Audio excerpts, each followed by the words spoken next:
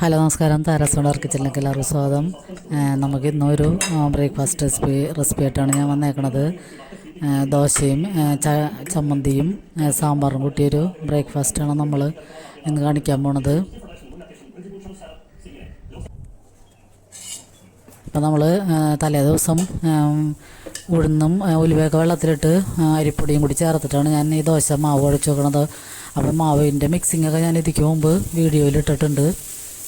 അരിയല്ല, ഞാൻ പച്ചരി വെള്ളത്തിലിട്ടിട്ടല്ല, വറുത്ത അരിപ്പൊടി ചേർത്തിട്ടാണ് ഉഴുന്നൊക്കെ മാവ് മിക്സിയിലടിച്ചിട്ട് മിക്സ് ചെയ്ത് വെക്കണത്. അപ്പോൾ ഒരു കപ്പ് ഉഴുന്നിന് 3 കപ്പ് അരിപ്പൊടിയാണ് ഞാൻ ചേർക്കണത്. അപ്പോൾ നമ്മൾ പച്ചരി വെള്ളത്തിലിടുകയാണെങ്കിൽ 3 കപ്പ് പച്ചരിക്ക് 1 കപ്പ് ഉഴുന്ന്, പിന്നെ 1/2 ടീസ്പൂൺ ഉലുവ, ഇത്രയുമാണ് ഇതിൻ്റെ കണക്ക്. അപ്പോൾ ഞാൻ അങ്ങനെയാണ് എപ്പോഴും ചെയ്യണത്. അപ്പോൾ 1 കപ്പ് ഉഴുന്നും 1/2 ടീസ്പൂൺ ഉലുവയും കൂടി വെള്ളത്തിലിട്ടിട്ട് ഒരു 4-5 മണിക്കൂർ വരെ ഇട്ടിട്ടുണ്ടായി. ഞാൻ വൈകുന്നേരമായപ്പോൾ അതടിച്ചതിന് ശേഷം വറുത്ത അരിപ്പൊടിയും കൂടി ചേർത്തിട്ട് നന്നായിട്ട് മിക്സ് ചെയ്ത് വെച്ചതാണ്.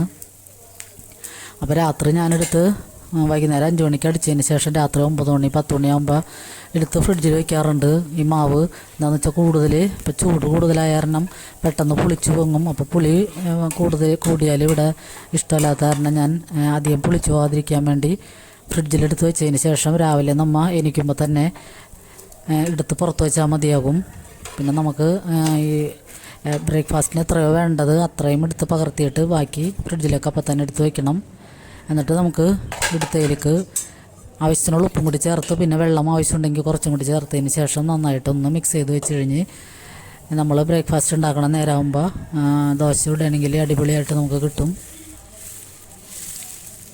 അപ്പോൾ നല്ല സൂപ്പർ ദോശയാണ്. അപ്പോൾ അതിലേക്ക് നമ്മൾ കുറച്ച് നെയ്യും കൂടി ചേർത്താൽ നല്ല ടേസ്റ്റായിരിക്കും.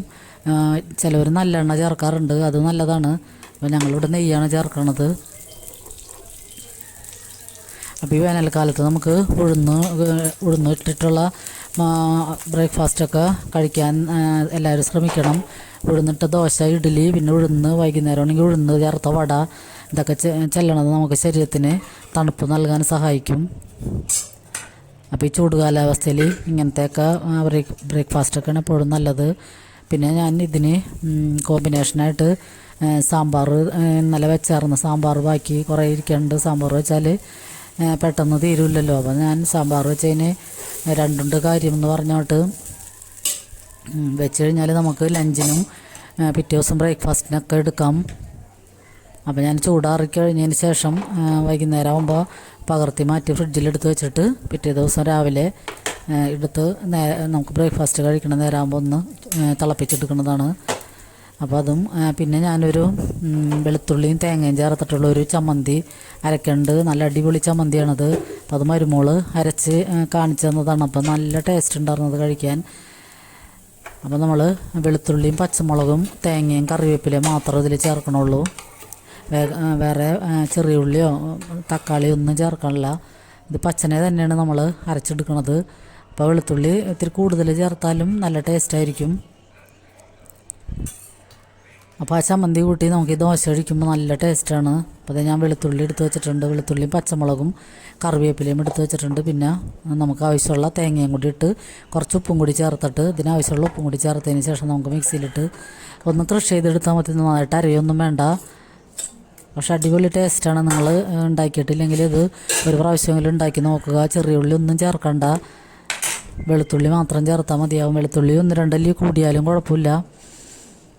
അപ്പോൾ ഈ ദോശയുടെ ഒപ്പം സാമ്പാറും ഈ വെളുത്തുള്ളി ചമ്മന്തിയും കൂടിയാണ് കഴിക്കണത്.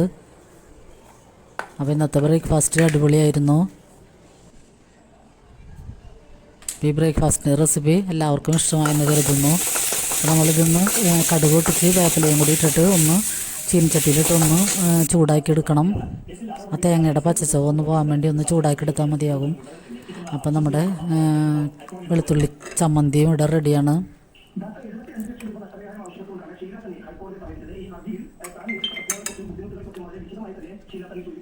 അപ്പോൾ ഇങ്ങനത്തെ ദോശയൊക്കെ ചുട്ടു കൊടുത്താൽ പിള്ളേർക്കൊക്കെ അടിപൊളിയായിട്ട് കഴിക്കാൻ പറ്റും. ഇത് നമുക്ക് മസാല ദോശയായിട്ടും ഉണ്ടാക്കിയെടുക്കാം.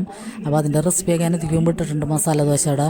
അപ്പോൾ ഇതിലൊക്കെ നമ്മൾ ഉരുളൻകിഴങ്ങും സവാളയൊക്കെ കൂടി ചേർത്തൊരു കൂട്ടുണ്ടാക്കിയിട്ട് ഈ ദോശ നല്ല പേപ്പർ ദോശയാക്കി എടുത്തിട്ട് അതിൻ്റെ ഉള്ളിൽ വെച്ചൊന്ന് പൊതിഞ്ഞെടുക്കുന്നതാണ് മസാല ദോശ. അപ്പം അതും നമുക്ക് ഇങ്ങനെ ഉണ്ടാക്കിയെടുക്കാം. രാവിലത്തെ ബ്രേക്ക്ഫാസ്റ്റിന് ഇതൊക്കെ നല്ലതാണ്.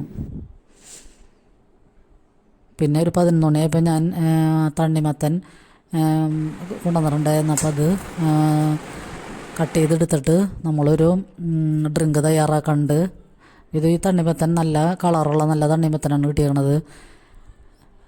അതിന് നല്ല മധുരവും ഉണ്ടായിരുന്നു. അപ്പോൾ നമ്മൾ അരിഞ്ഞെടുത്തിട്ട് അതിൻ്റെ കുരുവൊക്കെ കളഞ്ഞതിന് ശേഷം അതിൻ്റെ പുറന്തോട് മാറ്റി വെച്ചിട്ട് നമുക്ക് ഈ ചുമന്ന ഭാഗങ്ങളൊക്കെ എടുത്ത് മിക്സിയിലിട്ട് അടിച്ചെടുക്കാം. അപ്പോൾ ഇപ്പോഴത്തെ വേനൽ സീസണിൽ തണ്ണിമത്തനാണെങ്കിൽ നന്നായിട്ട് വെള്ളമുള്ള കാരണം നമ്മളുടെ ശരീരത്തിന് ആവശ്യമുള്ള വെള്ളം ഇതിൽ നിന്ന് കിട്ടും. അപ്പോൾ എപ്പോഴും നമ്മൾ ഈ തണ്ണിമത്തനൊക്കെ ഇടയ്ക്ക് ഇങ്ങനെ മേടിച്ച് ഇടയ്ക്കല്ല എല്ലാ ദിവസവും കഴിക്കണത് നല്ലതാണ്.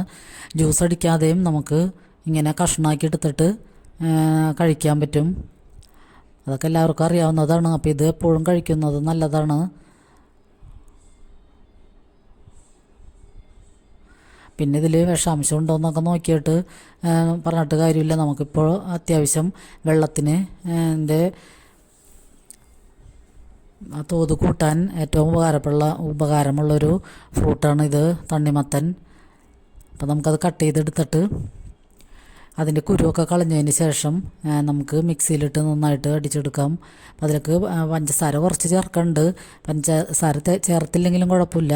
അപ്പോൾ അതിൻ്റെ ഒരു പച്ചച്ചവ ആകാൻ വേണ്ടി ഞാൻ പഞ്ചസാര ചേർക്കുന്നുണ്ട്.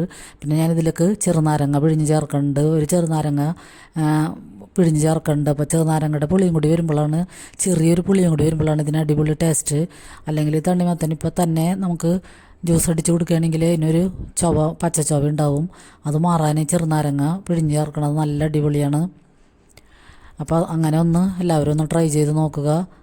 അപ്പോൾ ചിലവർ ഇതിൽ മല്ലിയില അല്ലെങ്കിൽ പുതിനയിലയൊക്കെ ഇടും. അപ്പോൾ അതൊക്കെ ഉണ്ടെങ്കിൽ കുറച്ച് ചേർത്താലും നല്ലതായിരിക്കും. പിന്നെ ഞാനിപ്പോൾ ചെറുനാരങ്ങ മാത്രമേ ചേർക്കണുള്ളൂ. അപ്പം നല്ല അടിപൊളി ടേസ്റ്റായിരുന്നു ഈ ഡ്രിങ്കിന്. അപ്പോൾ അതിൻ്റെ കൂടെ റെസിപ്പി ഞാൻ ഇതിൽ ഉൾപ്പെടുത്തിയിട്ടുണ്ട്. അപ്പോൾ ഈ വീഡിയോ ഒക്കെ എല്ലാവരും ഒന്ന് കണ്ട് സപ്പോർട്ട് ചെയ്യണം. പിന്നെ സബ്സ്ക്രൈബ് ചെയ്യാതെ കാണുന്നവരുണ്ടെങ്കിൽ സബ്സ്ക്രൈബ് ചെയ്ത് സപ്പോർട്ട് ചെയ്യണം. പിന്നെ എല്ലാവരും ലൈക്ക് ചെയ്യാനും കമൻറ്റ് ചെയ്യാനൊന്നും മറക്കരുത്. നിങ്ങളുടെയൊക്കെ സപ്പോർട്ട് കൊണ്ടാണ് ഇപ്പോൾ എല്ലാ ദിവസവും ഞാൻ വീഡിയോ ഇടാൻ ശ്രമിക്കുന്നുണ്ട്. അപ്പോൾ പറ്റുന്ന വിധത്തിലൊക്കെ വീഡിയോ ഇടും. അപ്പോൾ നമ്മുടെ വീഡിയോയ്ക്കൊക്കെ എന്തെങ്കിലും പോരായ്മകളൊക്കെ ഉണ്ടെങ്കിൽ അതും കൂടി ഒന്ന് പറഞ്ഞു തരണം. നമ്മൾ ഈ വീഡിയോ എടുക്കണേലൊന്നും എക്സ്പേർട്ടൊന്നുമല്ല. അപ്പം നമുക്ക് പറ്റാവുന്ന വിധത്തിൽ ആണ് ഇതൊക്കെ ട്രൈ ചെയ്യണത്. അപ്പോൾ നിങ്ങളുടെയും കൂടി അഭിപ്രായം എനിക്ക് പ്രചോദനമാകും. അതുകൊണ്ട് എല്ലാവരും ലൈക്ക് ഇടാനും കമൻ്റ് ഇടാനും ഒന്നും മറക്കരുത്.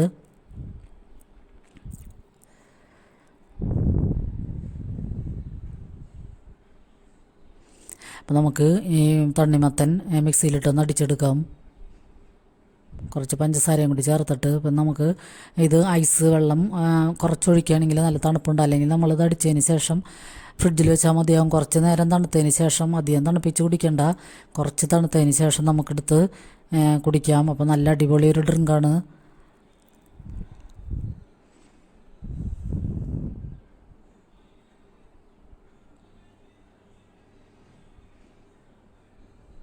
അപ്പോൾ ഈ വീഡിയോ ഞാനെടുത്തപ്പോൾ ഒരു സ്ലോ മോഷനിലായി പോയി. പിന്നെ അത് മാറ്റാൻ പറ്റിയില്ലായിരുന്നു. അതുകൊണ്ടാണ് വീഡിയോ നീണ്ടുപോയത്. അപ്പോൾ ലാഗ് വന്നിട്ടുണ്ടെങ്കിൽ എല്ലാവരും ഒന്ന് ക്ഷമിക്കുക. ഞാൻ പെട്ടെന്ന് എൻ്റെ കൈ അറിയാതെ സ്ലോ സ്വിച്ചിലായി പോയി. അതുകൊണ്ടാണിത് സ്ലോ മോഷനിൽ വന്നത്. അപ്പോൾ അതുകൊണ്ട് ഇച്ചിരി നീണ്ടുപോയി. അപ്പോൾ നമ്മുടെ അടിപൊളി തണ്ണിമത്തൻ ജ്യൂസ് കൂടെ റെഡിയാണ്. അപ്പോൾ എല്ലാവർക്കും ഈ വീഡിയോ ഒക്കെ ഇഷ്ടമായെന്ന് കരുതുന്നു. ഇഷ്ടമായാൽ ലൈക്ക് ചെയ്യാനും കമൻറ്റ് ചെയ്യാനും സബ്സ്ക്രൈബ് ചെയ്യാനും മറക്കരുത്. അപ്പോൾ ഇനി അടുത്തൊരു വീഡിയോയുമായി വരുന്നത് വരെ എല്ലാവർക്കും ഒരുപാട് നന്ദി.